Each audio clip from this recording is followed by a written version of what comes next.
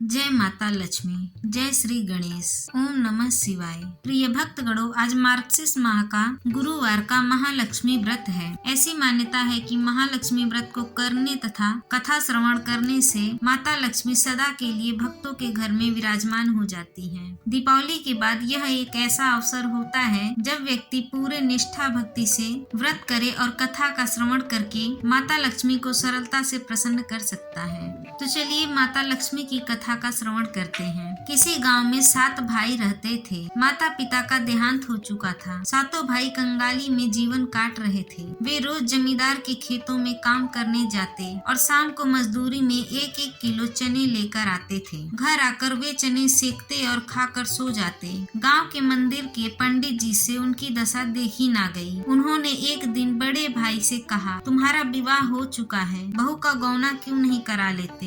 भाई ने कहा, पंडित जी, खुद के खाने का तो ठिकाना नहीं है, उसे कहाँ से खिलाएंगे? पंडित जी ने कहा, बेटा, स्त्री के हाथ में पुरुष का भाग्य होता है, क्या पता उसके पैर पड़ते ही तुम्हारे दिन फिर जाएं। पंडित जी की बात पर सातों भाइयों ने विचार विमर्श किया और दूसरे दिन बड़ा भाई अपनी पत्नी को लेकर आया। पत्नी को कोठरी में छोड़कर जमींदार के यहाँ काम करने चला गया। नई नवेली पत्नी ने घर की दशा देखी। चारपाई टूटा था, घर की गृहस्थी बिगड़ी थी, घर के चूल्हे फूटे थे, पूरा घर गंदा था। अब क्या था, नई नवेली बहू को घर में देखकर पड़ोसन को दया आ गई। पड़ोसन उसे अपने यहाँ ले गई, प्रेम से भोजन कराया और भाइयों के जीवन का सारा हाल सुनाया। वह माता लक्ष्मी की परम भक्त थी। वह माता लक्ष्मी का नाम लेकर झाड़ू उठाती है और पूरा घर साफ सुथरा कर देती है। चारपाई जो टूटा था उसको सही करती है, चूल्हा जो फूटा था उसे मिट्टी लगाती है और पूरे घर को साफ करती है और झाड़ू को आदर पूर्वक एक स्वच्छ स्थान पर रख देती है। शाम को सब भाई चने लेकर लौटे तो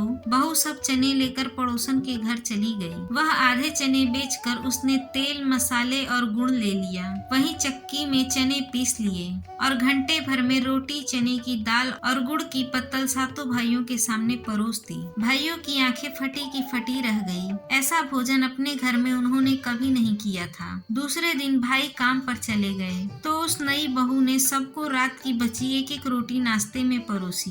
जीवन में वे पहली बार नाश्ता करके घर से निकले। फिर उस बहू ने नहा धोकर मार्गशीर्ष माह में माता लक्ष्मी का पूजन किया और उन्हें विधि पूर्वक भोग लगाकर अपने घर के सुख समृद्धि के लिए कामना की। दूसरे दिन सातों भाइयों को पहली बार जल्दी घर पहुंचने की उमंग उठी। जल्दी जल्दी काम निपटा कर वे चने लेकर घर पहुँचे और फिर स्वादिष्ट भोजन पाया। आज बहू ने अनाज रखने के लिए कई कोठे भी बना दिए थे और उस बहू ने सभी भाइयों से कहा कि रोज मजदूरी में अनाज बदल बदल कर लाएं। देखते ही देखते माता लक्ष्मी की कृपा से घर हर तरह से अनाज से भर गया। अब अतिरिक्त अनाज बेचकर वह बर्तन और बारी बारी से सबके लिए नए कपड़े भी लाए। 2 महीने के अंदर सारे घर की दशा बदल गई। एक दिन वही पंडित जी जिन्होंने गौने का सुझाव दिया था उस घर के सामने से निकले तो भाइयों ने उनका आशीर्वाद लिया। पंडित जी ने मुस्कुरा कर कहा, क्यों पुत्रों, कहा था ना मैंने, स्त्री ही घर का भाग्य बदल सकती है, क्योंकि वह घर की लक्ष्मी होती है। घरनी घर बिन भूत का डेरा, बिना घरनी बिना स्त्री के घर भूत का डेरा होता है। जहाँ स्त्री माँ लक्ष्मी की पूजा करती है,